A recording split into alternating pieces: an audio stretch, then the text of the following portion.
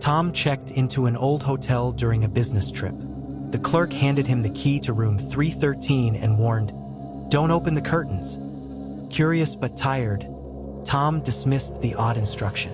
As he settled in, he couldn't resist and pulled the heavy drapes aside. To his surprise, there was no window, just a brick wall. Shrugging it off, he turned off the lights and went to bed.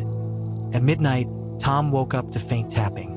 It was coming from where the window should have been. He froze as the sound grew louder, like nails scratching against glass. But there was no glass, just the wall. The next morning, the maid found the room empty, the curtains wide open, and claw marks gouged deep into the brick wall. Sarah was staying in a quiet boutique hotel on vacation. On her first night, she hung the "Do Not Disturb" sign on her door and went to bed. Around 2 a.m., she was jolted awake by the sound of the door handle jiggling. Assuming it was staff, she called out, "I have the sign up." The jiggling stopped, and all was quiet again. The next morning, she asked the front desk about it, but they insisted no staff had come to her room. Later that night, as she prepared for bed, she found a note slipped under the door.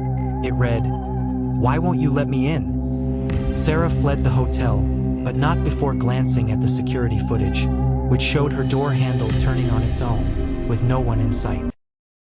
Jake arrived at a remote hotel late at night and was given a room on the top floor. The elevator dinged open to a dark and silent hallway. As he found his door, he noticed the room across from his had a sign taped to it, "Do not speak to him." Uneasy, Jake entered his room and locked the door. Around 3 a.m., a knock came. Startled, he peeked through the peephole and saw a man standing outside the door across the hall. The man's head turned slowly, as if sensing Jake's presence. The man smiled, then whispered, "Why don't you come out?" Terrified, Jake didn't sleep. By morning, the room across the hall was empty, with no sign it had ever been occupied. When he asked the front desk, the clerk looked confused. "There's no room across from yours," they said.